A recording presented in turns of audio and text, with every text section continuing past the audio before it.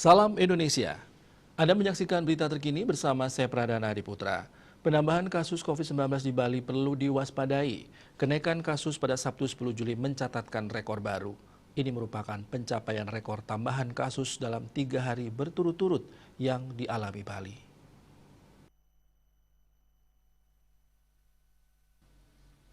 Menurut data Satgas Penanganan COVID-19 Bali terdapat 678 kasus baru. Kumulatif kasus yang ditangani Bali mencapai 54.757 orang. Penambahan 678 kasus baru ini merupakan rekor bagi Bali. Selama 3 hari terakhir, kasus baru COVID-19 di Bali terus mengalami penambahan. Sementara itu, pasien meninggal akibat COVID-19 juga bertambah. Pasien meninggal bertambah 7 orang. Kumulatif korban jiwa COVID-19 mencapai 1.625 orang atau 2,97%. Rinciannya 1.619 WNI dan 6 WNA. Kabar baiknya, pasien sembuh juga dilaporkan bertambah. Jumlahnya cukup signifikan, hampir mencapai 300 orang. Pasien sembuh bertambah 297 orang, sehingga total pasien sembuh saat ini sebanyak 49.123 orang atau 89,71%. Jumlah kasus aktif yang masih dirawat maupun menjalani karantina berjumlah 4.009 orang atau 7,32%.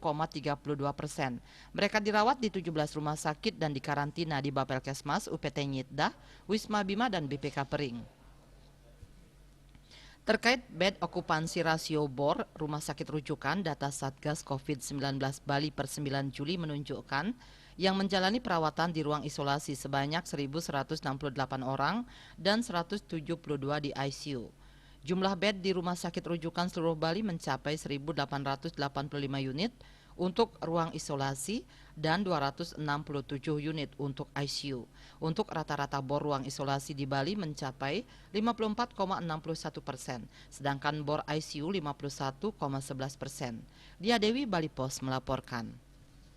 Untuk mencegah penyebaran COVID-19, ingat pesan ibu selalu terapkan 3M, wajib memakai masker, wajib mencuci tangan, wajib menjaga jarak, dan wajib menghindari kerumunan. Dengan penerapan perilaku 3M, Indonesia segera terbebas virus corona menuju Indonesia maju. Tetaplah bersama Bali TV. Salam Indonesia.